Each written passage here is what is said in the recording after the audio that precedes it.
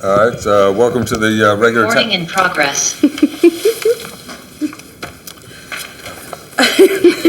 Welcome to the regular meeting of the Town Council. Today is Tuesday, June 14th, 2022. Margo, take it away. Okay, for the benefit of the public, I will take a second roll call. Councilwoman Cotton. Present. Councilwoman Foster. Here.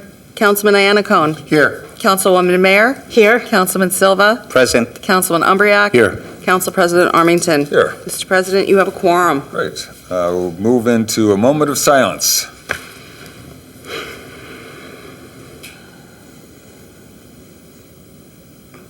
Followed by the Pledge of Allegiance.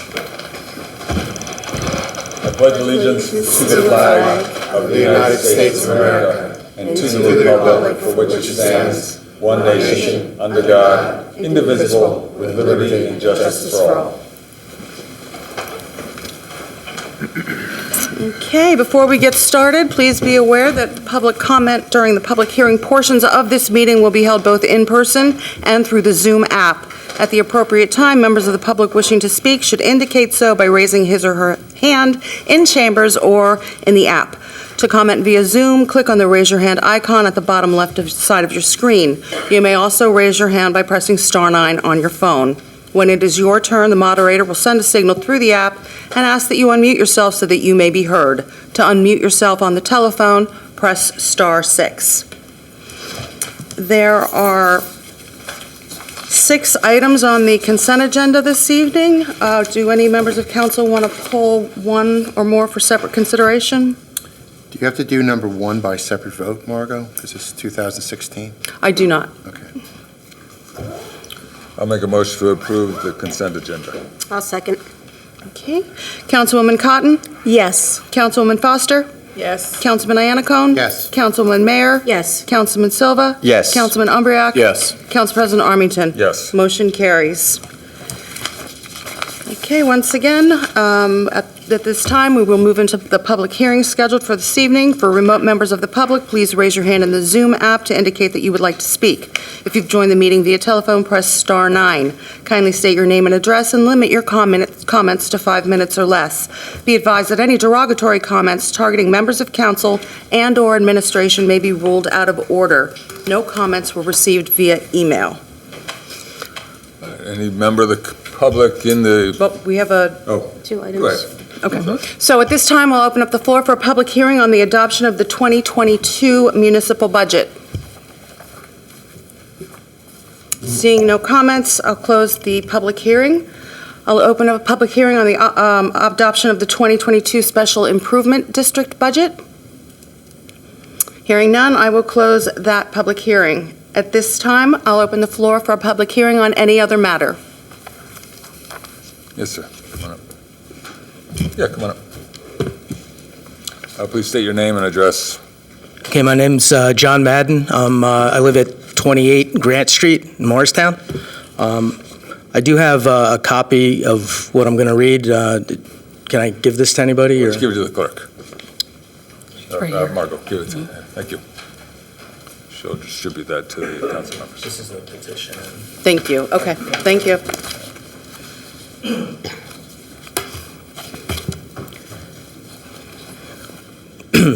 The argument I've shared is an older version written prior to sharing it with Councilman Armington. He got back to me with a reasonable and swift time, and more recently there's been some action that's been taken on the street regarding this, but I still want to address this issue. What I wanted to address is the speeding on Grant Street, what I think is excessive speeding. I know this is an old issue, and it's been addressed in the past, but I wanted to bring some new light to it. I know recently the speed indicator sign has been moved from the near the intersection of Bellevue and Grant Street. It's been moved down in front of number 9 Grant Street further down, which I think is a more effective location to indicate speed. But I do have some concerns in terms of other signage. Right now, there is no signage at all indicating what the speed should be on Grant Street. And I would say that for all of the surrounding area, there's no speed signs on Columba, on Cleveland, on Harrison, on Early. Nowhere in that neighborhood is there a speed sign. And on that speed indicator sign, while it will tell you your speed, it doesn't tell you the speed that it should be. In my opinion, based on streets just like it that have speed bumps, it should be somewhere between 15 and 20 miles an hour. I think that should be indicated. There should be signage that's posted on the indicator sign, and I also believe that there should be a sign at the intersection of Grant and Cleveland as you enter the one-way area. And I also think that there should be a sign that says children playing or caution or something to that effect, as there are almost, I would say 75% of the houses on that street have small children, including my own. I have a 2-year-old daughter who's going to be attending, Morristown schools pretty soon. So whatever the solution is, the speeding on that street needs to be regulated. It's a cut through from Early Street over to Sussex, just like Speedwell Place is a cut through over to from Sussex to Speedwell, and there's speed bumps on that street. And coming in the other direction, there's speed bumps on Cutler. Not necessarily advocating for speed bumps, but I am advocating for an awareness of speed on these cut-throughs that basically circumvent some of the more major streets through these neighborhoods. In particular, at this time of year with the high school, students being released from high school come speeding down that road. Not everyone, I want to point that out, not everyone, but enough that at some point somebody's going to be killed or injured. And certainly the school buses have now created that as one of their major routes. You can count 10 to 12 buses cutting through there in unison right after school lets out. And not to mention the ones that come from Alexander Hamilton. So just kind of paying, closer attention to the situation there. I'd be happy to walk the streets with any Councilman Armington or the mayor or whoever. I can point out some other issues that are on that street. Thank you. Thank you, Mr. Madden. Yes, Mr. Jones. John Jones. I live at 455 Diamond Spring Road, Denville. And I'm here because of the rats in the area. They're bad. And I heard that read on it about you had You're referring to Grant Street? Yes, Grant, the surrounding streets too, all of them. I mean, if you go out at 4 o'clock in the morning and you go to Sussex Avenue off of Grant, the White House on the corner, you see rats playing with each other, tag and everything else. It's a problem there. If they're going to they're supposed to be giving out summonses when you're using bags and laying them on the ground instead of putting them in garbage cans. That's not happening. And I've seen I can even name the house, 14 Grant Street, where garbage was torn out. I come in Morristown early every morning, 6:30 to about 7 o'clock every morning, and garbage is ripped all over, and they don't pick it up. So rain comes, and it just takes and runs down to the gutter and whatever. Okay, and then they definitely need speed bumps on Grant Street. Just like the teacher just said, somebody's going to get killed. Those young kids from the high school fly up and down the street. They don't care. If if they put a cop out there and they take a couple of them's license from them, they'll learn. But doing nothing, they're going to kill somebody. And it's going to be too late. It's going to be somebody's kid. It's going to be dead. So, and I'm in the area a lot because I work in the area. And it's just bad, They might need one of those blinking stop signs at the end of Grant, too.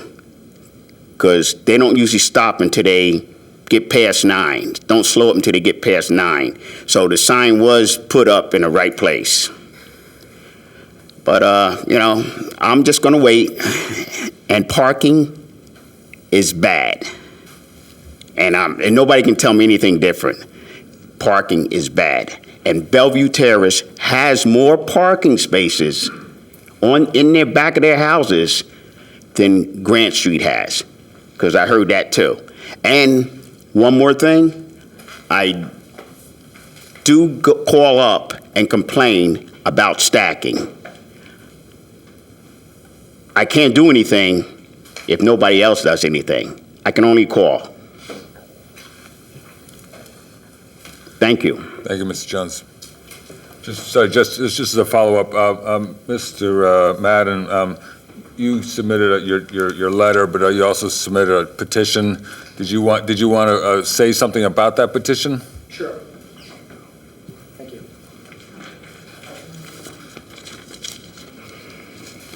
Let me just read it now. Sorry.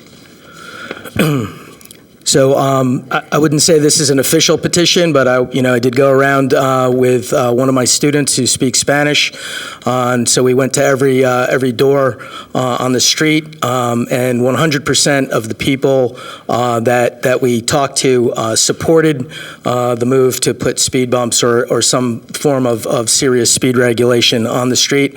That comes to about 75 to 80% of the street. 100% of the people that I talked to, I know 2 of the houses are vacant right now, so there's nobody home, and that's despite having children or not. There was not one person who was in opposition to that. And as I said, it's not really an official petition, but what I have is the letters that I stuffed mailboxes with, and then I followed that up by having each of them sign at the bottom of the letter. So I don't know if that serves as a official one, but Thank you, sir. thank you.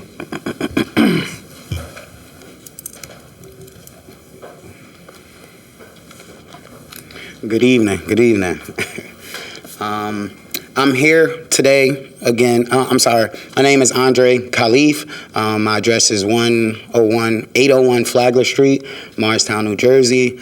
I like to think myself as a Mo City representative and spokesperson, because I really feel as though we need the younger generation to come up and start speaking up for Mo City. So that's what I'm here for tonight again.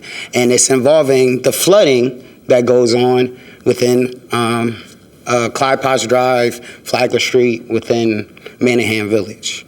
I guess I'll start with these pictures.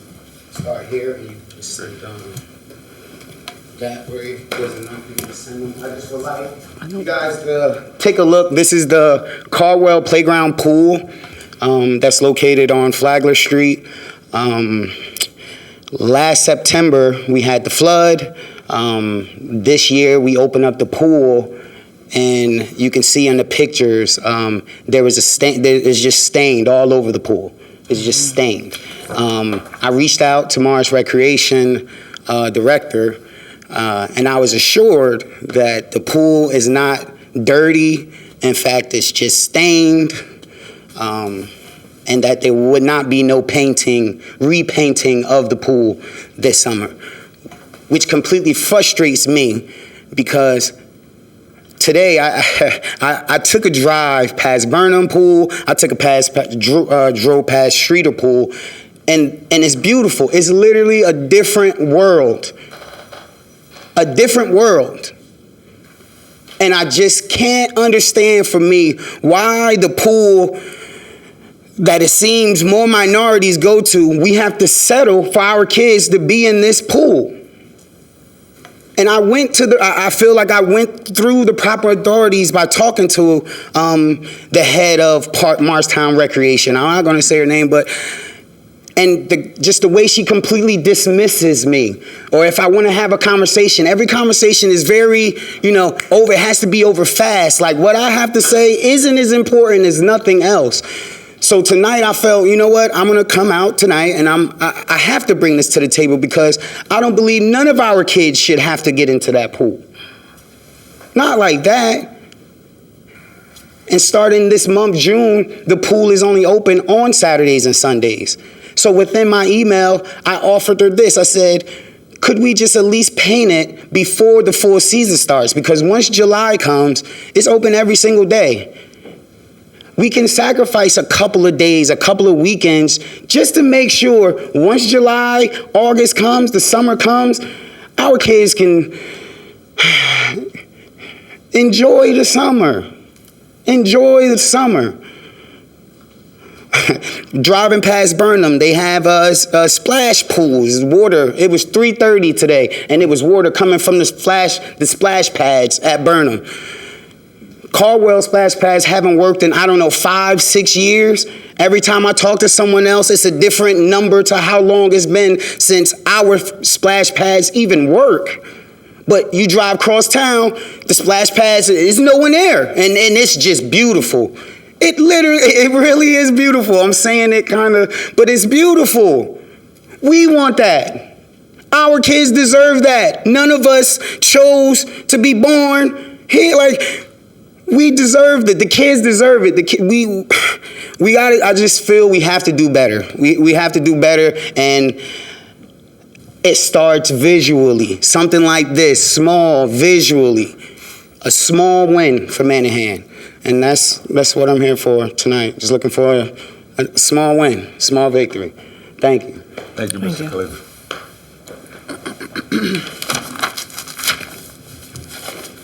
Hi, good evening, Lorena Inostroza, 39 Early Street. I'm here tonight to express some concerns also about some public safety issues in the Third Ward.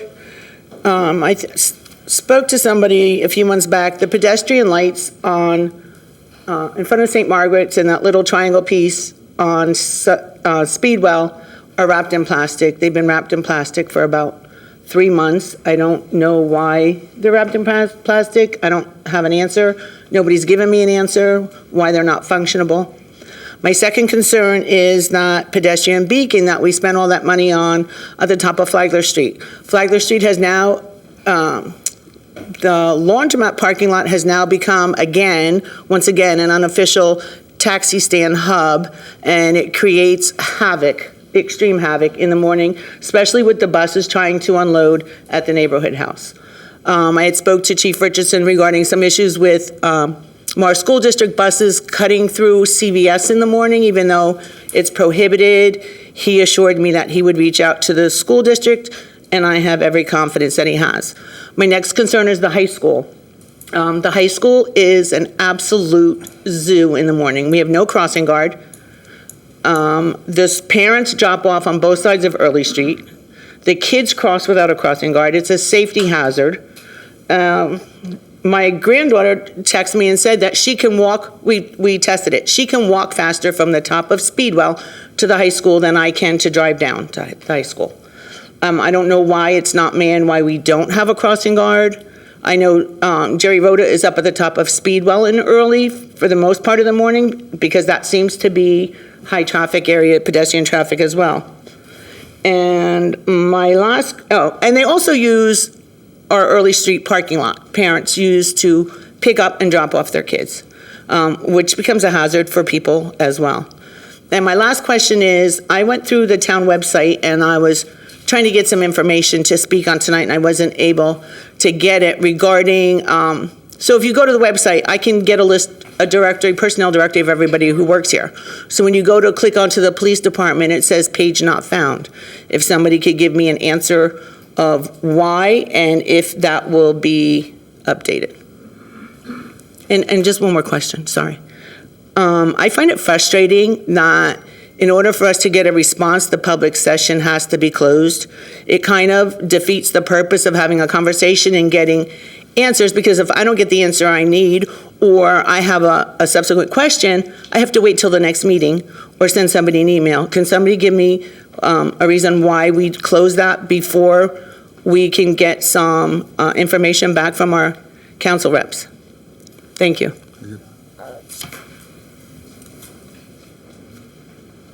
Anyone else? Yes.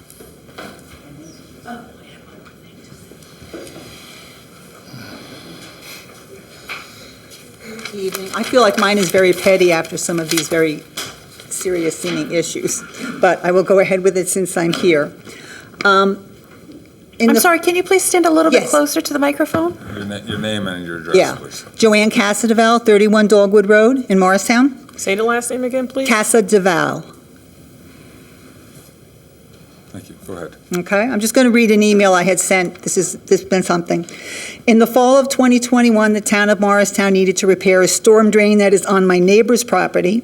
The neighbor has an easement through their yard, but to do it, the town would have required to move fencing and landscaping because they needed to move large vehicles down into it. Access to my yard, which was open lawn, was much easier and more cost-effective. The Morristown Engineering, Mark, came and asked me if the town could go across my yard to go into their backyard to fix this repair drain. And I said, I'm fine with that, just as long as any damage to my grass, it was just grass, and lawn was repaired, and including if you're driving big trucks across it, can you please make sure it gets fixed? I came home, they assured me that it would. I came home from work to find the job was completed. There was a whole bunch of hay on my lawn, and I went and looked at it, and I saw a whole bunch of seeds just sitting there on top. And I just wanted you to notice that on the same week that they were doing that, I seeded a new piece of land, like 3 feet by 10 foot, an old garden, and it has come up nicely. The one that they did, it rained the next week or so, everything washed away. I'm now sitting here with, this was in November. I went and complained to engineering in March, April. I said, there's no grass coming up. What can I do?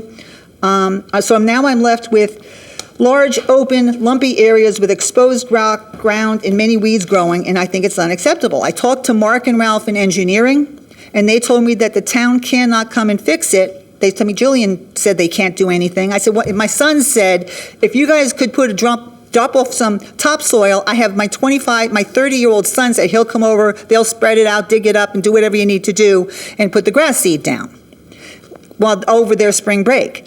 And I was told that they were not able to do that. It's not permitted to do that. And I said, well, what exactly is the town going to do? You're going to fix my yard, it doesn't look the way it does.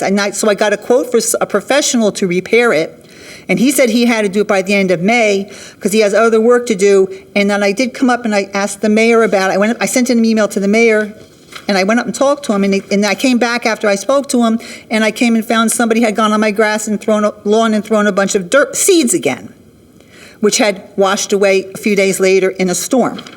So now it's sitting here, it is June. The contractor says it's not good time to sow grass in June, July, or August. You should do it in the middle of August. I did copy Sandy in on my emails. So this was a month ago. I sent the official email to Ralph. I talked to the mayor at the townwide cleanup, which I've gone to forever, and the dedication for the Rotary. I have not, and I've sent emails to people. I would like to hear back from somebody, other than that Jillian won't let them do anything, because there's some kind of I didn't make a deal with a contractor. I had the town, for the ease of money, and my neighbors all think I'm an idiot now, because they say, why hasn't the town fixed your yard that you let them do? You didn't have done it. You didn't need to do it. You shouldn't have done it. So all I want to do is somebody to respond to my emails that I've been sending for a month and say, what is going to happen?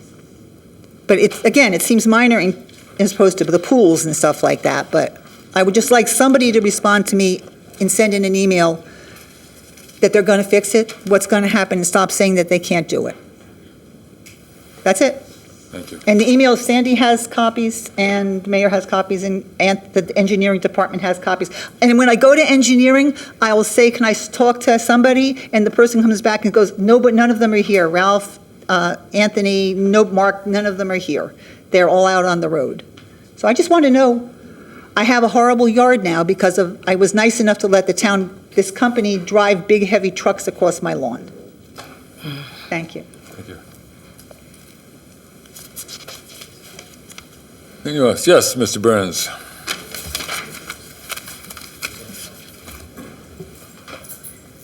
My name is Bill Byrne, and I live on 100 Franklin Street, apartment 110E, Morristown. A little bit on a lighter note, I got some good news, and it has to do with the Special Olympic athletes in Area 3. Now, they had the state games this week, and I advise any of you, if you ever want to see a good sports event, come out to the Special Olympics and really see what they do. I mean, these athletes are amazing people. And just bear with me because I'm going to read it. Okay? Victoria in the shot put, second place, silver medal. Steve, shot put, third, bronze in the shot put. Chris Byrne, who's my brother, been in many Special Olympic events. And Chris Byrne, 2 gold medals in the 800 race walk, 400 race walk. My brother Chris, a bronze in the relay. So, you know, before people say that we don't want any special needs housing in our backyards, just advise everybody and everybody in the community, go out to a Special Olympics event.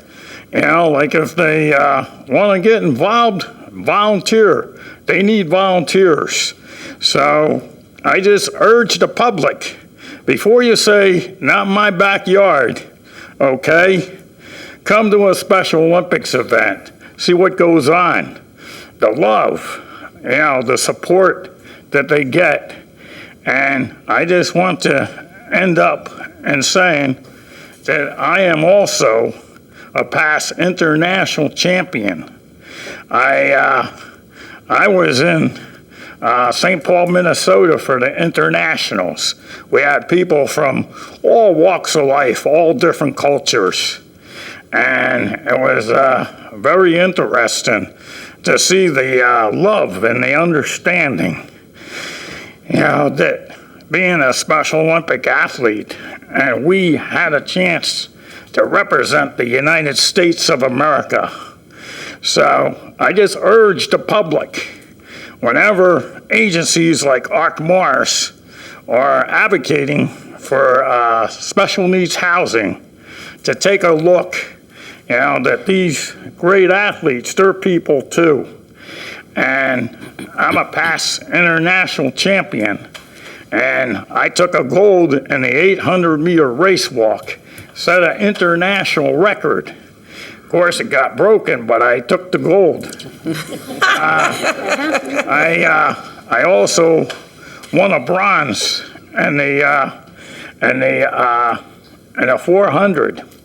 Okay, and it was no easy task. So before people go knocking people and saying, not my backyard, come to Special Olympics, see what goes on. Thank you. Thank you. Thanks, Bill. Thank you, Bill.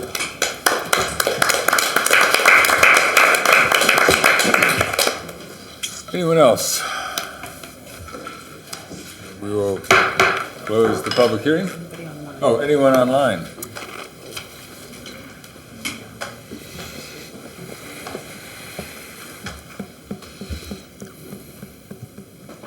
Council President, I don't see anyone online with their hands We will raised. Again, close the public hearing. We had a check. All right, council responses to public hearing comments or administration. You want to go first, if you have anything? Sure.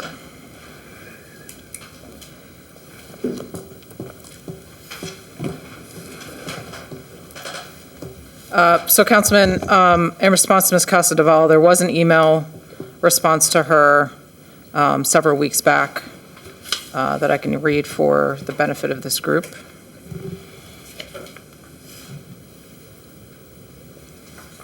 I just had it up. So this is an email from Wednesday, May 25th. Joanne, I both responded and stopped by personally after the first complaint I received from you on 5/17, which had the mayor CC'd. We sent a contractor back, but you found that work unacceptable. I've been looking into the matter again with my guys after receiving your last email requesting no one enter the property for any further corrective work. The project was bid, mandating the contractor perform the inlet work in your neighbor's rear yard corner by hand in order to avoid excess property disturbance. As I understand from my staff, your side yard in question was extremely molded/uneven, and upon your joining a conversation between Mark from our office and your neighbor, you provided for the contractor to take a machine through there in exchange for them smoothing the area out for you and restoring the lawn, of course. In inspecting the area myself last week, I saw nothing objectionable with the grading repair job minus the usual touch-up work needed via additional topsoil and seed. This is typical, however, to lawn restorations, which take some time and a couple of applications to fill in. Attached are pictures of the area to put things in perspective for all on this email. I really can't see any indications of disregard. I maintain that your contractor estimate is excessive. No way is it $1,500 to drop a little topsoil and seed and rake it out. We will still entertain the idea of reimbursing you for having a landscape contractor do the work within a reasonable scope at a reasonable price, provided that a detailed estimate with unit prices is provided for our review and approval as we require with all work quotes. Also still standing is the offer to send our contractor back as many times as necessary to shape the area up further. Please advise on your particular expectations and how you'd like to proceed, and we'll continue to work towards a resolution to the matter. P.S. For the benefit of everyone on this chain, I'll also advise that there is, in fact, a drainage easement for the town to access that line from Dogwood Road to the rear yard inlet to Lidgerwood. This easement is shown on the filed map that created your and your neighbor's property, but it was somehow omitted from your deed and subsequently your survey. The lawn area in question here does fall largely outside of that easement. However, it should be understood that the town has access right for future maintenance needs. Thank you. That was from Anthony DeVizio, the town engineer. Again, that was on May 25th. Wait a minute. No, sorry, the public hearing is closed.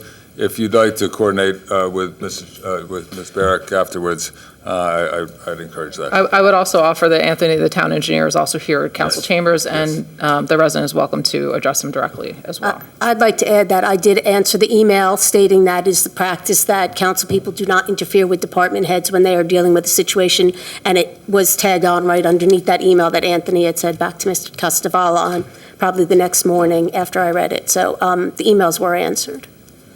So in summary, we're willing to work with the resident within reason. We have to be given the opportunity to address the issue. Thank you. Yes, go ahead. Just a couple issues. One, do we know if engineering has done any studies on grant? There was a study in 20, there was a traffic study on grants in 2018 or so that showed that they didn't meet the speed requirements. Can we get engineering to set up another one before we start? No problem, let's go, Jeff. Okay, I appreciate that. Just for your information, we have been on grant. Violations have been issued at 16, several, 20, 26, 40, 18 Sussex, 18 Cleveland, several issues have been, several summonses, and 19 Bellevue. The wrap issue on Grant is absolutely true. We walked that street and went to the home and knocked on the door, and the woman came out. I know for a fact, because I sent the exterminator to her house. That exterminator has been hired, and is in the process now of actually exterminating those rats. She said the rats were so bad, and I don't like to talk about this publicly, but the rats were so bad that the cats were actually afraid of the rats, right? So, no, he's right. I'm going to be right, but we did knock on the house. We got the woman to come out. I sent my exterminator there. She hired him. He has exterminated several. Oh. So they can't hear you online. Sorry. They're working on the rats. I can't get this thing to work. Okay, we're good. So that is in the process of, John, is it 14? You said 14 grants, yes. It's 14, and it's a corner house, Broom's old house. 18, No, the White House on the corner, Sussex. ain't grant. Yeah, I think we also addressed that we're in the back of that. That has several staircases in the back, correct? Yes. Okay. Not to go back and forth, sorry about that, Council President. I just wanted to make sure the facts were straight. So I just wanted the public to know, we are on those streets with property maintenance, we are issuing violations, and we will get the speed counts on that street, and if it's warranted, we will have another discussion on speed humps. I do appreciate your comment where you don't know if it's necessary to have speed humps if certain things are not addressed. The fact that we don't have speed signs is kind of surprising, but let's check, engineering check to make sure that the speed signs are correctly put in on those streets that were mentioned in the minutes. I don't know what they're talking about on the lights that are covered in plastic. We will have engineering also go out and look at the lights. Part of DOT project. Okay, but if they're finished, they should be removed. They're not finished. So could you make sure they're removed if they're finished that project? So that's where they stemmed from for the public. They stemmed from a DOT working because that's a state road. But engineering will address that this week. You go out tomorrow, and if they need to come down, they'll come down. Ms. Casababel, Anthony's in the back if you guys can work it. Okay, thank you. Other than that, the only other issue which I talked to the police chief about, which I got from Councilwoman Sheba Foster, was some of the recreational, the commercial vehicles. I got another complaint on Flagler, so they're going to look into, now that we were public with it, have the town attorney look into the ordinance of what people use as commercial vehicles, but they're not registered as commercial vehicles. I believe there may be something in the ordinance. We spoke briefly about it this morning. Could you check into that? There may be a certain thing that they can't do when your truck is loaded up with ladders and construction material and all that, but it's a residential, or not residential, non-commercial. I think there's something in the ordinance that doesn't allow that, so they have to register it as commercial if it's being used as a commercial vehicle. Could you check into that? Thank you for that information, I appreciate that. We will be out tomorrow on, I went blank on the street. It's, all right, well, property maintenance is going to be out in another neighborhood tomorrow morning at 9 o'clock. Al, did you get noticed on the street? Harrison. We'll be on Harrison tomorrow, going door to door. So throughout this whole next year, we'll be on every street looking at property maintenance violations. And that's, I think, it. Thank you, Mr. Madden, and we will look into the speeding issue, especially on Grant with all those kids, and thank you for your petition and time to go out and talk to the neighbors. Does the administration have any response to Mr. Khalif's question about flooding? In here. Mr. Khalif's flooding? Oh, yes. Oh, it's a little bit of history. Where'd you go? Oh. Manager of the pool. Yes, I'm the pool director. Okay. This last 2 years. Just so the council knows who he is. A little bit of history. Council representative from the second ward wanted to fill in that pool and get rid of it. Good. Does anybody remember that? I do. Thank you, Not Councilwoman. this one. Yeah, we don't, I don't. Not this one. This is 90 years ago. We fought to keep that pool open. We won with the help of the public. Councilwoman Hillary Davis, when she was here, we invested a lot of money in Colwell Park. As you see, the area where the stones all redone, the basketball courts, the park. So money has been invested into that area. The problem is, obviously, it's a flood zone. I asked the business administrator, it's not dirty, it's just stained. But it is more than a couple day undertaking to scrape, to clear that all out and reseal it. It would be closed for quite a while. And I don't think, because we don't know the climate and how hot it gets, it's no danger to the public. Yes, it doesn't look like Burnham, but it also got stained from a hurricane and from flooding, which is what we're dealing with climate change.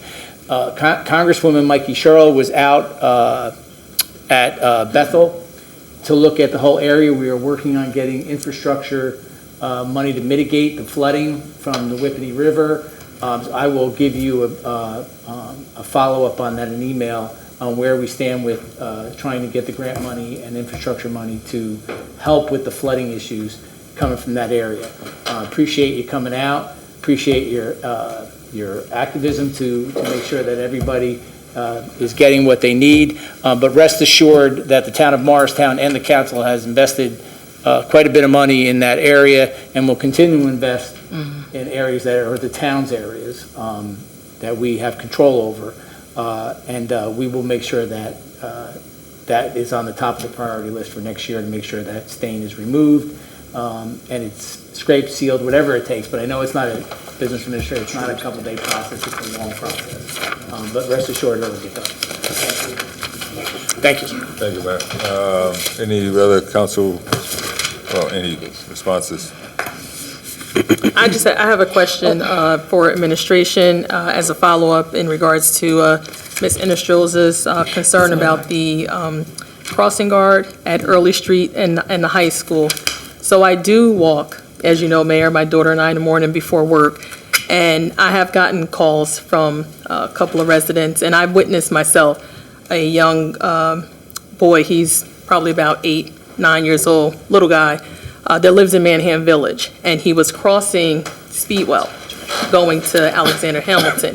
That day, there was no crossing guard, and he literally jumped out, and thank God, he was paying attention, because as the car was making the left onto Speedwell, he jumped back on the curb.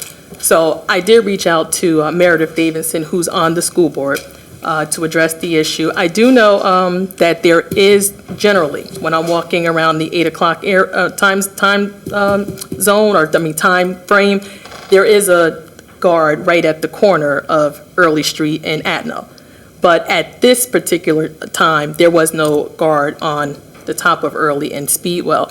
So when I spoke to Meredith, she mentioned that we, as the town, hire and provide the crossing guards. And so she did give me the information and email to send to whoever heads the committee or chairs the committee for this resident, so I can, pass along, which, I did to the resident, so that she can, try to figure out something with the district to, put them back in rotation for busing. But I mean, that is a concern of mine that, we do in this school district, so it's out of our hands that we have, an 8-year-old or 8-year-olds that are walking from Manningham Village to Alexander Hamilton, because to me, if I had a young child, I would not want my child crossing Speedwell. Sometimes it's a guard, sometimes they're not. And I just, wasn't aware of how we handle that type of situation. Can I interrupt you for 1 second? Council President, can I call up Public Safety Director? Mike, do you have a minute? So I know you and the police chief, Darnell, you need to come over, you want Mike to come up. I know you met with the superintendent. Yes, sir. This issue, because we reached out to the school board. I know the council president was involved in it. I believe Councilwoman Cotton, I'm sure, is aware of the issue with they've extended the walking distance, right? Is that basically saying it right? Yes. Yes. So can you address where we are with that? Sure, that's accurate, sir. 2 years ago, according to the school district BA, said legislatively, Title 6A was changed, and elementary school children can walk up to 2 miles, and high school students can walk up to 2.5 miles. Oh, my gosh. We didn't know about this until I got a couple of calls, and I know that the council president and the Councilwoman Foster and the police chief, we started going, what's going on? So I know they both went over to meet with the superintendent. What is the next step? Yeah, we met last Monday, so we're looking at our school guard posts and looking to realign the school guard posts. Evidently, there was an issue that came up, a young, I guess, boy or girl that lived on Garden walking to AH, and the school district said that individual goes to the neighborhood house where they do get the bus, and that transports them to the school. So again, we were as surprised as everyone else. I mean, I think of, an 8-year-old child walking 2 miles is a pretty long walk to school, and up to 2.5 miles for high school students. So we followed up with the school district. We're looking at realigning our school guard posts. trying to recruit school guards as well in terms of strategically placing, placing guards at strategic locations. But definitely is a challenge, and it is something that definitely was a surprise to Right, us. so my question to you and Chief, are they going to change that? Is that something in stone? That's state law. That's The radius? Yeah. We can't change that. The radius we cannot change, but we can assign school guards to particular locations. We noticed that there was an issue at Speedwell and Flagler, or Speedwell, Flagler, Speedwell, and Early, that we will address over the summer. So the beginning of the 2022-23 school year, there are adequate school guards on post. So that's part of our issue is. So the school board doesn't have to bus children that live 2.5 miles, but do they have the option of busing them?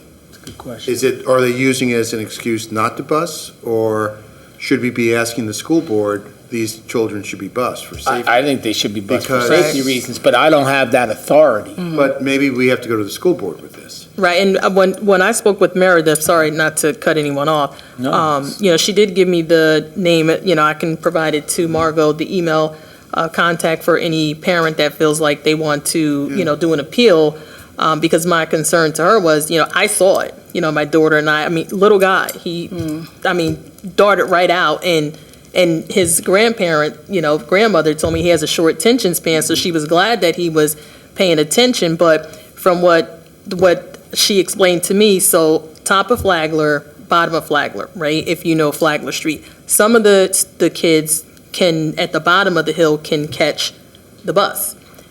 The ones at the top can't, and you can only catch the bus if you are in partnership with the neighborhood house.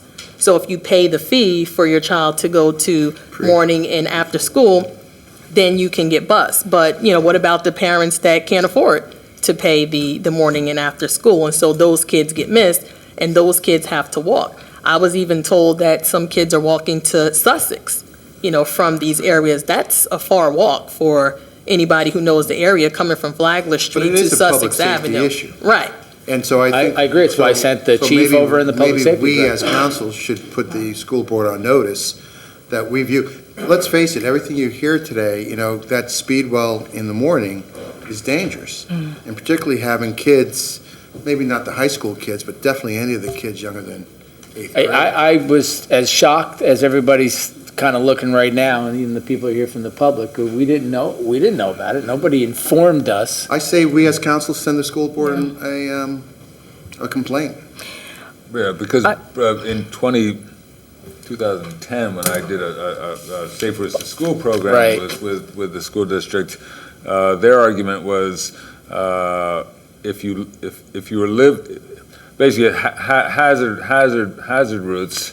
That's hazard routes, Basically, students are not allowed to walk along or across, or they're not allowed to cross any hazard routes, which is Speedwell Avenue, Sussex Sure. Avenue. No kids, except for high school, are allowed to cross any of these streets, and so they all get bused. So if you lived 100 yards down Sussex Avenue across the street, you got bused. So is that still in effect?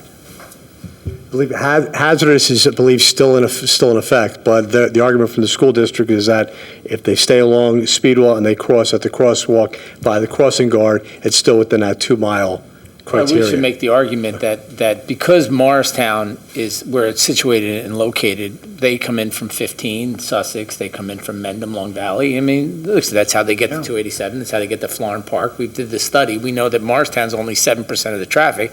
The rest of it's cross traffic and north to south and east to west.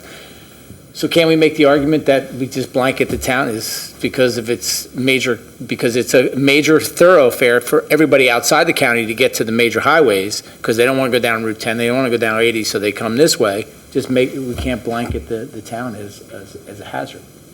I would agree with that, absolutely. Let's see if we can make that argument. Yeah. And I think even aside from safety, because safety is, hugely a concern for me. Like I said, I saw it, because my daughter was like, oh my God, she called his name out, like, go, stop, so, he ran back on the sidewalk. But I just think from another angle of safety, what about somebody just driving by on these side streets that, can just, pick up a kid? We have all of these different issues going on, throughout the world. You never know if somebody's just gonna ride by and see a young kid walking. This girl was coming down Spring Street, very pretty girl. She had a cute dress, split.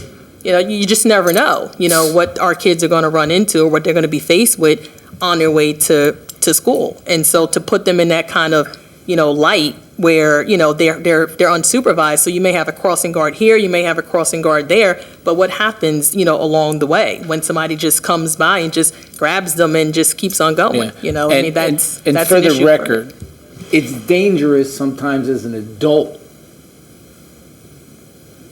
It is. Yeah. Some people are on their phones, they don't pay attention to their, you know how it is out there, Council President, I'm going to send a letter on behalf of the administration, and I would like you to authorize 3 council members and call Vaccaro in for a meeting.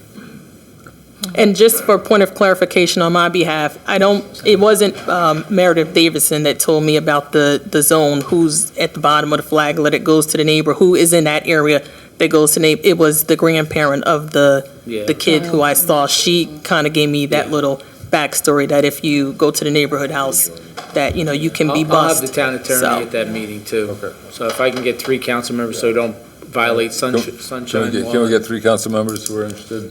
Nathan? Yeah, I'll do it. Toshiba and Tawana? Yeah. Okay. Great, thank you. All right, so we'll send him a letter tomorrow and request his presence next week, the end of next week for, because we're at the school year, but we don't want to be dealing with this all next year. Yeah. One other point, the $250,000 cross the Hawk The beacon. that was put in shortly before COVID hit. It is a challenge. People have always been able to cross there without the beacons, so it's sort of hit or miss. I'm not really sure I think what the answer is. I think it's an educational issue, Yes.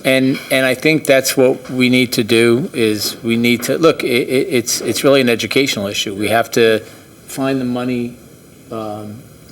Would it, is it possible to? She's hearing me. To We have to- essentially get I think, the police department is overstretched. Is it possible to get non-police or? No, what I would other- do is I'll reach out to the governor's office and say, look, this is a state road. This is an important beacon for us, and we need help in education process. So I think they'll be responsive. Okay. Just for clarification on the Hawk itself, we've done 3 different educational programs for that, English and Spanish. Yeah. We did a video in Spanish, we work with the churches, the local people around there. We've done that, even the signs that are on the beacon itself saying, press the flash, in English and in Spanish. Yeah. And it just doesn't seem to be working. Because I think what you're saying is, Yeah. people are so used to just crossing without the beacon, they're continuing to cross, not pressing. I think we They actually- press the button and they keep moving. I think we're actually going to need somebody physically there. Yeah. No, stop, go, stop, go, and then. And it should be deal with it. interesting to see what happens when the roundabout opens up. Yeah. And the Hawk beacon's there where you haven't been able to cross, without. Yeah, so, yeah. The enforcement and the education is on the developer, so that should be. Yeah, that should be good, yeah. Can we run those videos and materials again? Yeah, we can, yes, sir. Yeah. Okay, so. In churches and. Yeah, and I was going to add, couldn't we, the establishments on that corner, if we could, ask if they could put something about that big in the window so they can read it, people who, and I see people hanging around those spots, so maybe they would be encouraged when they're going into the businesses to look at it, get more information, because I think what happens is that they push the button and think it's supposed to turn immediately, and when it doesn't, they're just going to jump out on the street. But it is. Step off the curb. Absolutely. But I've been seeing people with strollers doing that, so that's really concerning, So possibly Yeah, we did do petition. that. We partnered with Trans Options. I forget the new name of Trans Options now since it's changed. In motion. In motion, and they did do signage in a lot of the businesses along Speedwell. There is signage currently on the beacon pole itself in Spanish, which we partnered with In Motion on. So, but again, we can always rework the educational piece and always try to do our best, but I like the idea of partnering with the state entity as well, since it is a state highway. So how long would we give that and then start saying, okay, people are just ignoring it, when do you get tickets for jumping off the curb? Well, Because I think that. The challenge is, there's a crosswalk there. I think that is a challenge. It is a It was crosswalk. probably not a Right. good idea to remove the crosswalk. That's an administrative. Yeah, what the mayor said is what has to be done. A person has to be there, telling people until people get accustomed. And that will, Somebody of authority. yeah. It's the only way. Let's get some Boy Scouts up there. Oh. Ms. Cotton? Ms. Cotton? Yes, I'm I sorry. think the issue, it's a crosswalk. The beacon is an enhancement to try to get them across safely, Mm-hmm. but it is still a crosswalk. So if they stop, look both ways, then cross, there is no violation on a pedestrian. But they don't stop. I mean, I've had to, stop the car. We all, While they jump out, because somewhere out there in the universe, people think, I have the right of way no matter what. You need to look out for me, and even if I'm not looking at you and I'm on my cell phone, I'm going to just keep walking. Yeah. So, I mean, what point do we? Well, the alternative is remove the crosswalk, which that's not popular. Yeah, and also the chief, you and the public safety director should be in that meeting when we call for Carolyn Oh, yes, sir. with the council members. So we'll let you know. Going to reach All out right, tomorrow. Thank you. Any other you. responses to Yes, public comments? I do have a Go ahead. comment or concern as well regarding that laundromat parking lot. The laundromat parking lot on top of Speedwell, the Flagler and Speedwell, which is. Domino's? Yeah, By Domino's, that absolutely, I think it was explained very well, turned into the taxi depot. I mean, so I just want to know what can be done about that, if anything. I mean, I've heard that's a private lot, so, would the complaints have to come from the owners of the businesses that are there? I mean, And I think across the street, our town lot, there are a lot of taxis that hang out there. They monopolize. The parking authority lot? Yeah, the parking authority lot, where they monopolize, the parking, There used and to they be use more. that I for know- their I know about 2 years pickups ago, we and addressed drop-offs. that. The parking authority said they were going to start ticketing. I'm not sure. Yeah, what that's that been is. an issue of 20-something Yeah. years, yeah. Ms. Cotton, you are correct. That is private property. We have no authority on that property. So we can't tell them who can park there, who can't park there. The owner of the property, I think, is Corte owns it. okay. He would have to enforce it. So what about the overflow? So let's say this person is coming, turning into Flagler, but they're going across into that parking lot, and then they're stopped there because of whatever's going on there, which is often a whole line of traffic, and then people cannot get into Flagler. I mean, there's like traffic jams there for a long time because of just a line of cars that are not moving. Well, if they cannot access the parking lot and the car is actually blocking the traffic, it's obstructing traffic. So the officer would write the summons for obstructing traffic. Just because they're waiting to get in a lot, if you're waiting to get in any lot and you're blocking the road, you have to move on. Go around the block, hopefully it's moved by then, but the violation would be obstructing traffic. Are we encouraged to take photos of these, so clearly if you take a photo, you see the license plate, they were there, even if the police officer didn't arrive on the scene while they were there to capture them in action, what would happen in that scenario? If you choose to sign a summons against the person for that, the only summons we can write without us being there is a school bus violation. That's the strict liability. The only thing with regard to the parking lot that has been discussed, and I'm not sure if it's ever implemented, so it's one way in on to the parking lot on the Flagler side, and then one way out. Right. And we've talked about the possibility of putting in a no left turn, I think, on Speedwell, which creates a lot of traffic as people are trying to go in. I'm not sure if that would do anything, so you basically have to go right down Speedwell. Yeah. I don't know if that addresses any of the problems or what. Maybe. Wait, but you still need to get into I think it's Flagler. more harm to the resident of Flagler Street than anybody else. How will we get into? You have to go around the block You'd and have come to back go down. No, not Oh, on no, Flagler, no. basically in the parking lot. So if you come- So if you're trying to get out of the parking lot, I see you what have you're to saying. turn So if right. you're turning left out of the parking lot and you can't make that left and you're Yeah. sitting there for a long time, the cars then queue Yeah, and they back up. So you can't go through the lot. I get what you're From the old saying. University uniform. Yeah. Okay. There, I see You can what look at it. That makes sense. We can look at it. I don't know what Alright. it would address, but so it's. We'll look at it. Sick of that Similar parking to the sign at Speedwell by Hyatt, where you can't come out and make a left-hand turn out of there. Exactly right. Yes, Yeah, but you can make a left-hand turn out of there. You can now, yeah. Absolutely can. Well, you always could. There's You could. actually no ordinance. All right, thank you. From Flagler, you can. Chris Sotelo told me that. Yeah, thanks, Chief. I know, people got tickets doing that. But All right, there if is we're a done the with other exit. that, You we will you shouldn't, move on and to, some people do. And that's dangerous. That's the one that's dangerous. Mayor's Mayor's proclamations. Yeah. Is anybody here from the, which one am I going to do first? LGBTQ community? Seeing none, I'll just read this into the record, and then we'll have it up in the office if somebody wants to come get it. This is recognizing of Pride Month. June is recognized as Pride Month, a celebratory time that brings LGBTQ community together with family, friends, allies to take pride in themselves and many achievements. According to GLAAD, Pride Month commemorates the anniversary of Stonewall Rebellion in New York City, June 28, 1969, which most consider to be the birth of the modern LGBT movement. At the time, police raids on bars catering to the LGBT patrons were common, but that night the patrons of the Stonewall Inn fought back and ignited a national firestorm of activism that brought new visibility to the struggle for LGBTQ equality. Pride Month also marks an opportunity for the community to come together, take stock, and recognize the advances and setbacks made over the years. It is also a chance for the community to come together and celebrate in a festive, affirming atmosphere. Whereas Morristown's vibrant character is strengthened by its rich diversity of ethnic, cultural, racial, gender, and sexual identities of its residents.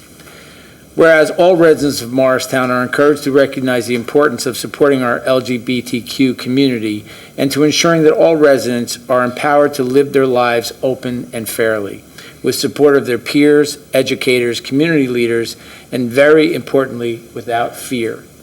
Therefore, I, Timothy P. Doherty, Mayor of the Town of Morristown, do proclaim June 2022 as LGBT Pride Month in the Town of Morristown, and I call upon the residents of Morristown to join the Pride Month celebrations, which highlight the need to work together and promote equal rights for all, regardless of sexual orientation or gender identity.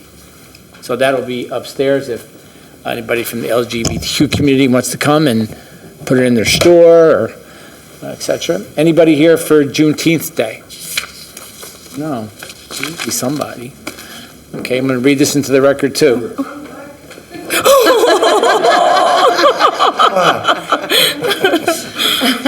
She's so cute. I'm going to read this into the record and give it to you. Okay, all right, that works. You can put it where you think it does the best need for people to see what this stands for, okay? All right. And your name? Michaela Lattimore. Oh, Lattimore. I know that name. Are you related to all of them? Well, you know, some people have the same last name. Nice to meet you. She's I beautiful. met you down the park, but you're growing up. yes, I'm growing up now. So when you don't see Make sure, speaking the mics. when you don't see somebody for a while, They grow. They grow my up. They grow up. 12-week-old grandchild doesn't look like that 1-week-old grandchild. It really changes. Okay. You had brown hair. Whereas the United States of America is comprised of people from every nation on earth who are declared equal not only in freedom but also in justice, both of which are essential for healthy human civilization.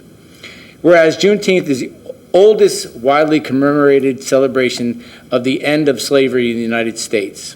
Juneteenth is also known as Freedom Day or Emancipation Day and dates back to June 19, 1865, when Union soldiers finally arrived in Galveston, Texas, and read General Order No. 3 announcing the end of slavery a full 2.5 years after President Lincoln signed the Emancipation Proclamation. Whereas celebrations of Juneteenth first began in Texas in 1866 with community events such as parades, cookouts, prayer gatherings, musical performances, and historical cultural readings, some communities purchased land for Juneteenth celebrations. And as freed families immigrated from Texas to other parts of the United States, they carried the Juneteenth celebration with them. Whereas in 2004, New Jersey State Legislature designated the third Saturday in June of each year as Juneteenth Independence Day, and in September 2021, Governor Phil Murphy signed the law making Juneteenth a state holiday. Now therefore, I, Timothy P. Doherty, as the mayor of town of Morristown, do hereby proclaim June 19th as Juneteenth Day in the town of Morristown. This is a time of commemoration and reflection of a pivotal moment in history, and I encourage residents to join in Juneteenth celebrations throughout our community. Thank you so much for coming up. And thank you.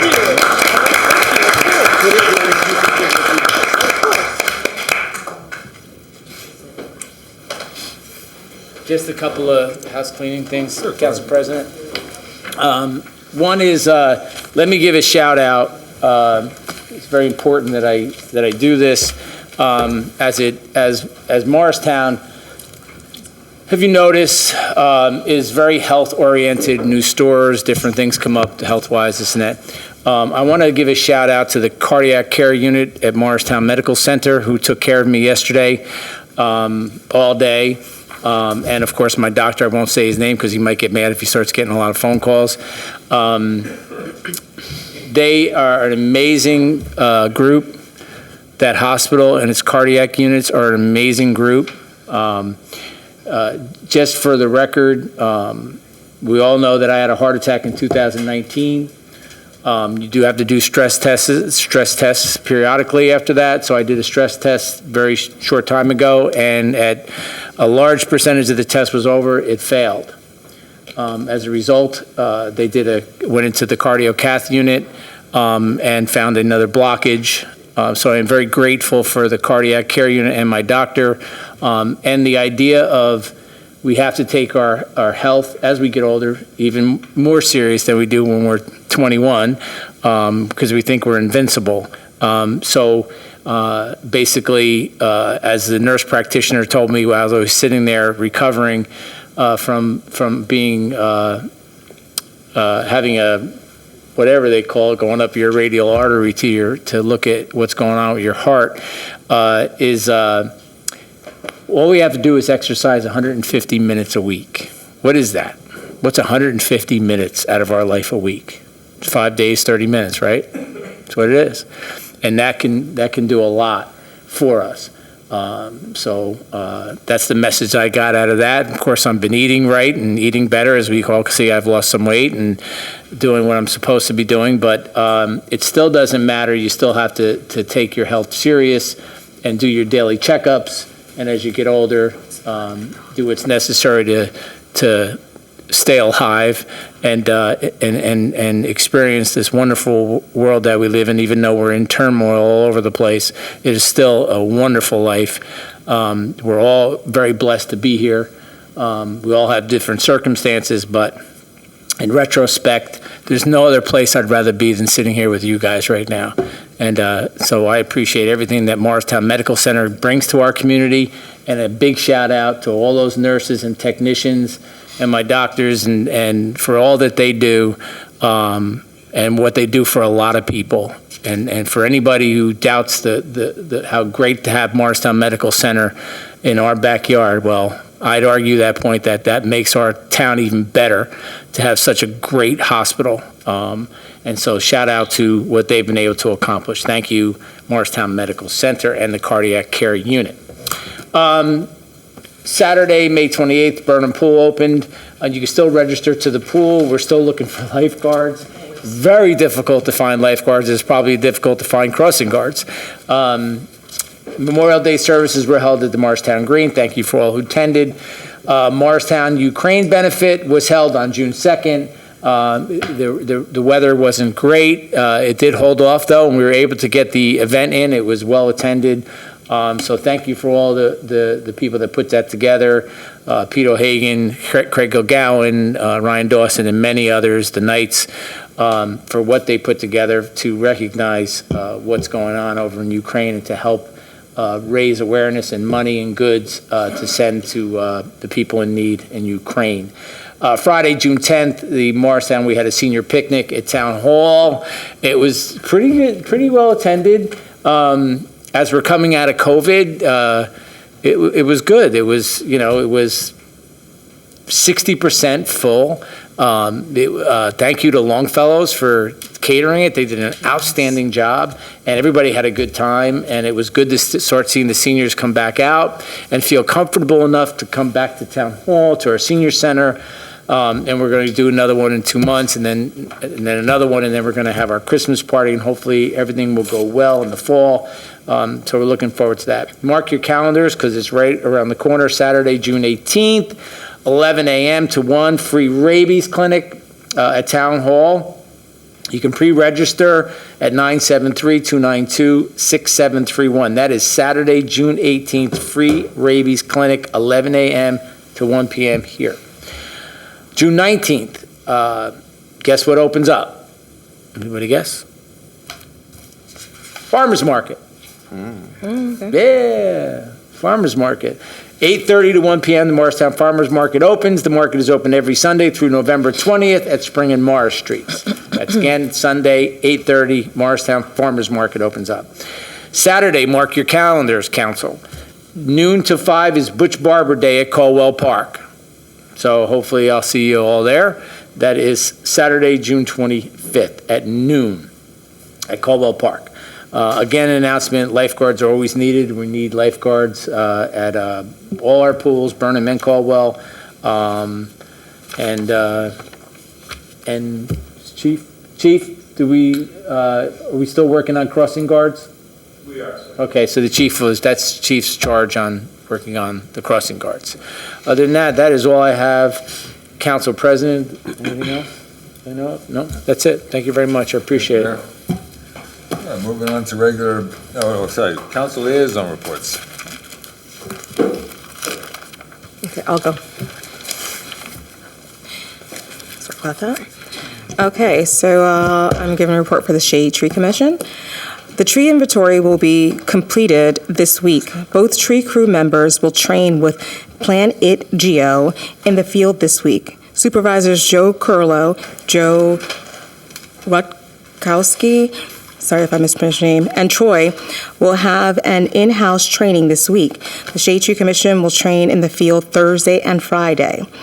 Tree crew will now input all tree data into Galaxy Paths from the grant, which will allow them to better understand the tree canopy and get bigger grants. It also makes end of the year data compiling significantly easier for the arborist and chair of the Shade Tree Commission.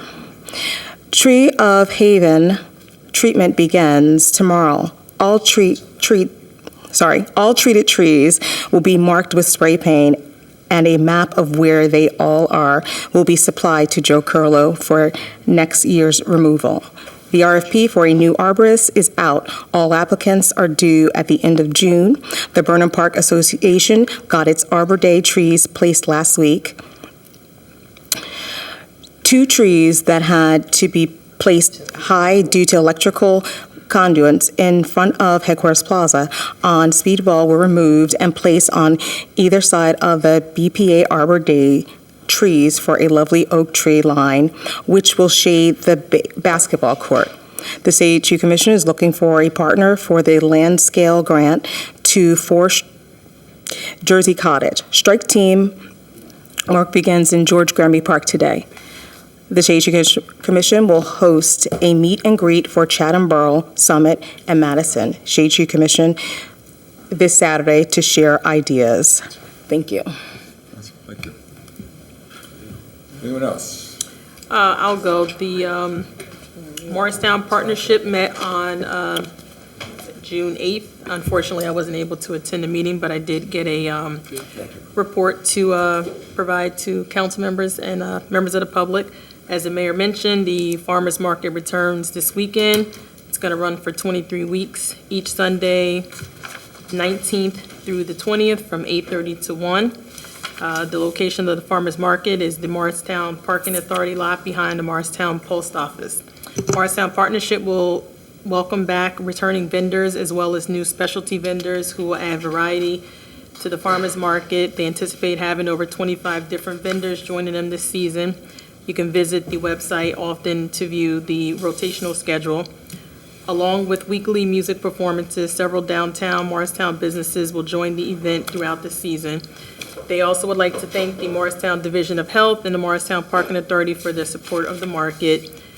This month's Meet Me in Morristown will take place near the Vail Mansion on Thursday, June 30th. You can visit morristown-nj.org for more information on those events. Thank you. Welcome.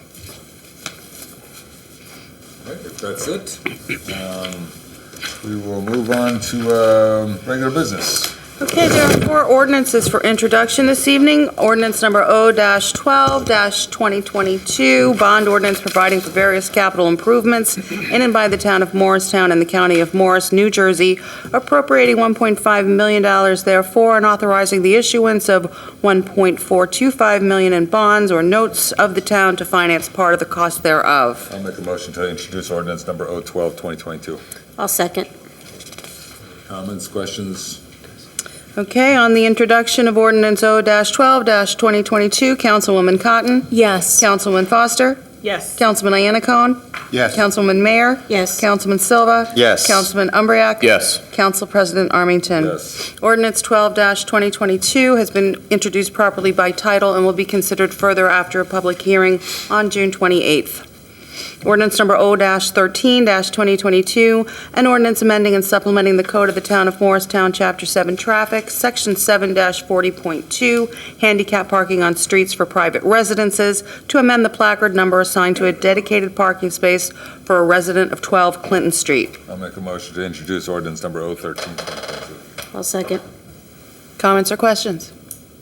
On the introduction of ordinance 13-2022, Councilwoman Cotton? Yes. Councilman Foster? Yes. Councilman Iannacone? Yes. Councilman Mayer? Yes. Councilman Silva? Yes. Councilman Umbriak? Yes. Council President Armington? Yes. Ordinance O-13-2022 has been properly introduced by title and will be considered further after a public hearing on June 28th. Ordinance O-14-2022, an ordinance of the town of Morristown and the county of Morris, state of New Jersey, for compensation for the elected mayor, town council members, and council president in the town of Morristown, New Jersey, and amending all ordinances concerning such compensation heretofore adopted. I'll make a motion to introduce ordinance number O-14-2022. I'll second. Any changes in the compensation levels from last year? Don't even bring it up. No, Council President. All right. No big increase. Don't spend it all at once. Okay, on the introduction of ordinance O-14-2022, Councilwoman Cotton? Yes. Councilman Foster? Yes. Councilman Iannacone? Yes. Councilwoman Mayer? Yes. Councilman Silva? Yes. Councilman Umbriak? Yes. Council President Armington? Yes. Ordinance O-14-2022 has been introduced properly by title and will be considered further after a public hearing on June 28th. Ordinance number O-15-2022, an ordinance of the town of Morristown and the county of Morris, state of New Jersey, for compensation for management/non-union positions in the town of Morristown, New Jersey, and amending all ordinances concerning such compensation heretofore adopted. I'll make a motion to introduce ordinance number O-15-2022. I'll second. Any changes in the ranges? The ranges were increased 2% commensurate with the salary increases just for other civilian positions. But not us. Yes, well, ours is more of a stipend, it's not a salary. There's another overhead. Okay. On the introduction of ordinance O-15-2022, Councilwoman Cotton? Yes. Councilman Foster? Yes. Councilman Iannacone? Yes. Councilman Mayer? Yes. Councilman Silva? Yes. Councilman Umbriak? Yes. Council President Armington? Yes. Ordinance O-15-2022 has been introduced properly by title and will be considered further after a public hearing on June 28th. There are 2 ordinances for public hearing and adoption. Ordinance number O-10-2022, ordinance amending and supplementing the code of the town of Morristown, Chapter 7 Traffic, Section 7-40.2, handicap parking on streets for private residences, to amend the placard number assigned to a dedicated parking space for a resident of 15 Hill Street. I'll make a motion to adopt ordinance number O-10-2022. I'll second. At this time, I'll open the floor for a public hearing on O-10-2022 only. I'll close the public hearing. Any comments or questions from council? On the adoption of ordinance O-10-2022, Councilwoman Cotton? Yes. Councilwoman Foster? Yes. Councilman Iannacone? Yes. Councilwoman Mayer? Yes. Councilman Silva? Yes. Councilman Umbreak? Yes. Council President Armington? Yes. Motion carries. Ordinance 10-2022 is adopted. Ordinance number O-11-2022, ordinance revising Chapter 7 Traffic, Section 7-11, stopping, standing, or parking prohibited during certain hours on certain streets, 7-14, parking prohibited at all times on certain streets, and 7-17, residential permit parking by amending subsection 7-17.6, Schedule of Streets of the Code of the Town of Morristown. I'll make a motion to adopt ordinance number O-11-2022. I'll second. At this time, I'll open the floor for a public hearing on O-11-2022 only. Seeing no comment, hearing no comment, I'll close the public hearing. Any comments or questions from council? On the adoption of ordinance O-11-2022, Councilwoman Cotton? Yes. Councilman Foster? Yes. Councilman Iannacone? Yes. Councilman Mayer? Yes. Councilman Silva? Yes. Councilman Umbreak? Yes. Council President Armington? Yes. O-11-2022 is adopted. There are 10 resolutions for adoption on the agenda. Would members of council like to pull any for separate consideration? Can we pull 90? I'm sorry, sir? 90? Okay. Any others? With that, I would ask for a motion to adopt resolution numbers 87, 2022 through 89, 2022, and 91, 2022 through 96, 2022. I'll make that motion. I'll second. On the adoption of those resolutions, Councilwoman Cotton? Yes. Councilman Foster? Yes. Councilman Iannacone? Yes. Councilman Mayer? Yes. Councilman Silva? Yes. Councilman Umbreak? Yes. Council President Armington? Yes. Okay. Resolution number R-90-2022, resolution approving submission of a grant application and execution of a grant contract with the New Jersey Department of Transportation for funding from the fiscal year 23 Transit Village Program for the Morristown Train Station Improvement Project Phase 2. I'll make a motion to adopt resolution R-90-2022. I'll second. Councilman Iannacone? Jillian, part of this Phase 2 is the lighting underneath the trestle. Yes, it's primarily lighting. And Department of Transportation's not required to do that. That's us. It's their trestle, correct? And the reason why I'm asking, what happens if we don't get the grant? Because we've had some issues with that. So we actually installed With lighting. actually, it's very, very dark at night. Yes. It's another not safe intersection, particularly at night. You can't see people. But if they don't do it, what's our alternatives also? So we actually installed lighting in the railroad trestle some years back, Yeah. but it was installed directly attached to the trestle, and what happened is the water from the tracks with the salt eroded the light fixtures. So what we'd like to do is replace them with freestanding fixtures, and now that the sidewalk is wider, there's more room to put freestanding fixtures that won't have that same corrosive effect. I'm pretty confident we've been very successful with Transit Village grants in the past. If that doesn't happen, then we'll have to seek other grant funding sources in order to cover the cost of the improvement. New Jersey Transit? No? I have to ask. Send a letter. I mean, we could ask, but Okay. it takes them a week to shovel their snow, so. It's dark there at night without, It yeah. takes 2 weeks. They can't even mow their. They don't mow the lawn, they don't shovel the I snow. know. Awful. Tell them how you really feel. Don't get me going. On the adoption of resolution R-90-2022, Councilwoman Cotton? Yes. Councilman Foster? Yes. Councilman Iannacone? Yes. Councilman Mayer? Yes. Councilman Silva? Yes. Councilman Umbreak? Yes. Council President Armington? Yes. Motion carries. All right, that concludes the old business. There's no unfinished, well, that concludes the regular business. There's no unfinished Yes. business. One item of new business, taxi rates. I believe there was a letter, we'll call it a request, from one of the taxi license operators to increase the rates, which are designated by council through ordinance, to cover the cost of the increased gas or what have you. Sure, go ahead. Okay, I'm going to take it away. So in response to Mr. Enslin's initial email to council about raising the rates, Council President Armington asked that the clerk's office do some research related to Uber. So our admin, Grace Prachthauser, who is amazing, got to work. As a comparison, the current rate for taxis between the hours of 5 a.m. and 11 a.m., I believe this got cut off in your packet, which I apologize, I did not catch that. So between 5 a.m. and 11 p.m., a taxi traveling to any 2 points within Morristown, there's a cap of $8 for the rate. Between the hours of 11 p.m. and 5 a.m., it goes up to 10, and then there is an additional charge permitted for each additional passenger. What Grace did is she did a little research, and it's in your packet, but she calculated, or she set forth in this chart, how the base fare, the total time, the rate of total distance, and all the other factors are calculated for both Uber and Lyft.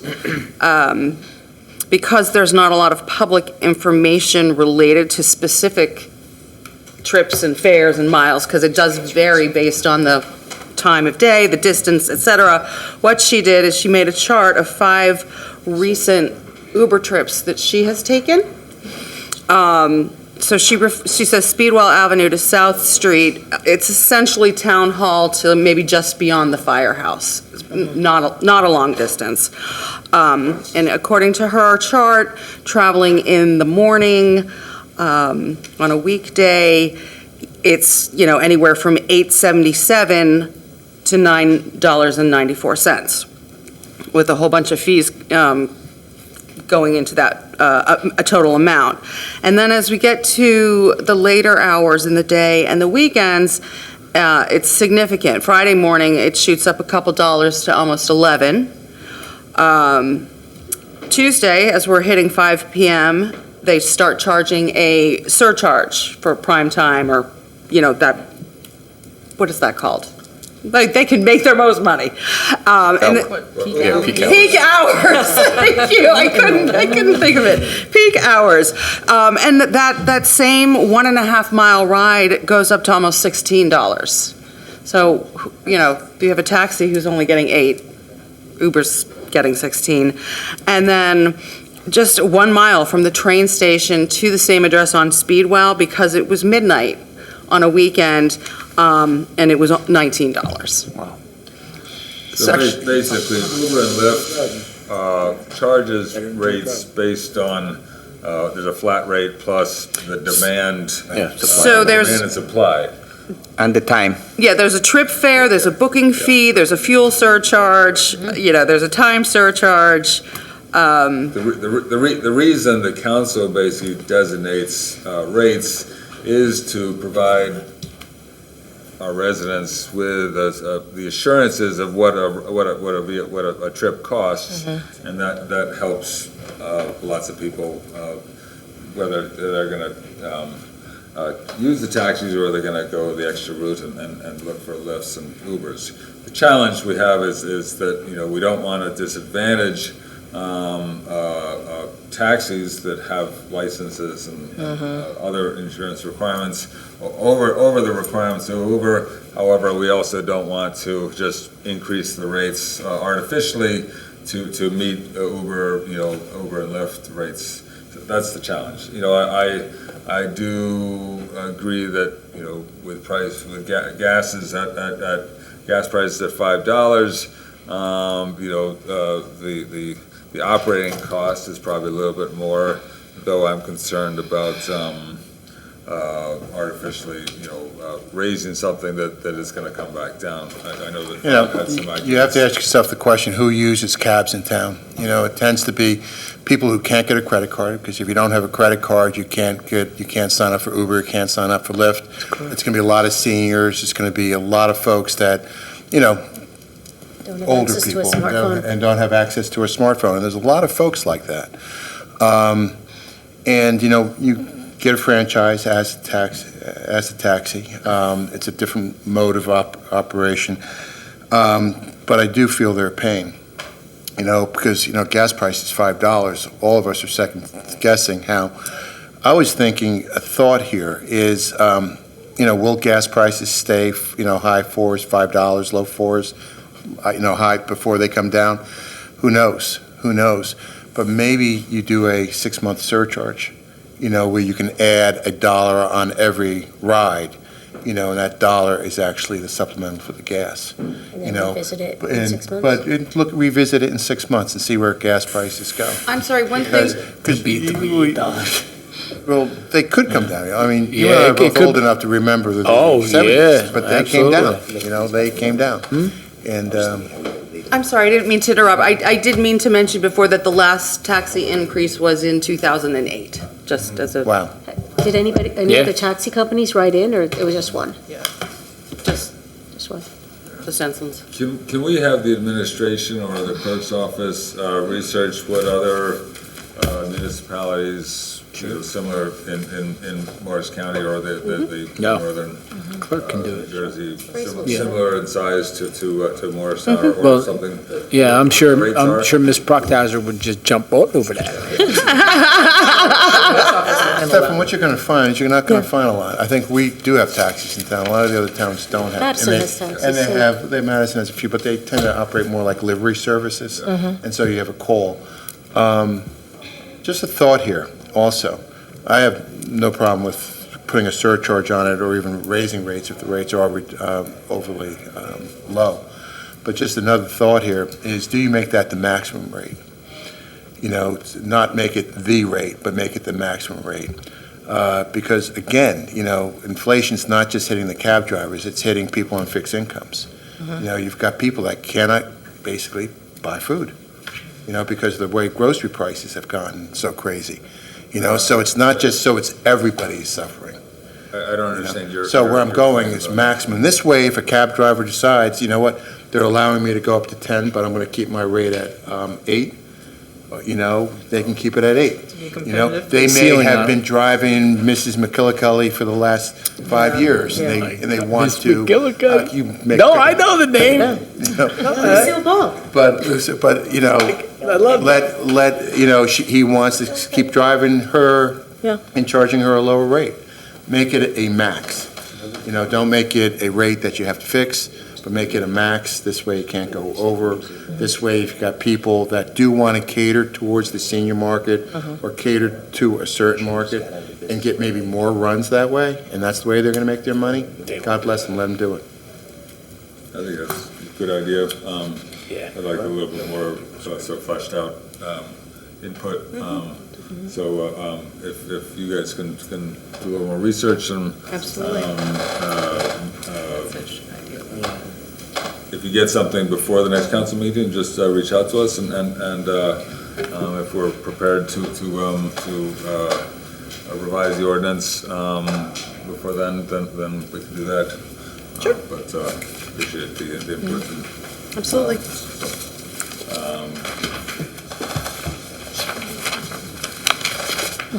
Just as a closing point on that, I believe someone, maybe it was you or you, said, responded to the taxi company and said they don't have the authority to raise I rates. did. I didn't. We didn't respond to anybody. I did. You did. All right, anything else? Yes. One other thing, Council President, since we got our CFO here, Frank Mason and Joanne, want to thank them for another job well done on the budget. And they should, know that we're very grateful to have our business administrator and CFO working hand in hand. Frank does a great job as our CFO, really does, as Jillian does our business administrator. Thank them both. We appreciated all the meetings that they had with all the council members, and I think the fact that Yep. basically it got adopted with zero fanfare as a testament to the budget and to our CFO. So That's what we do in government. It was well crafted considering all the things that are going on, post-COVID and everything, so, good job. And with that, I will make a motion to adjourn. Second? Second. All in favor? Opposed? Meeting adjourned. Thank you.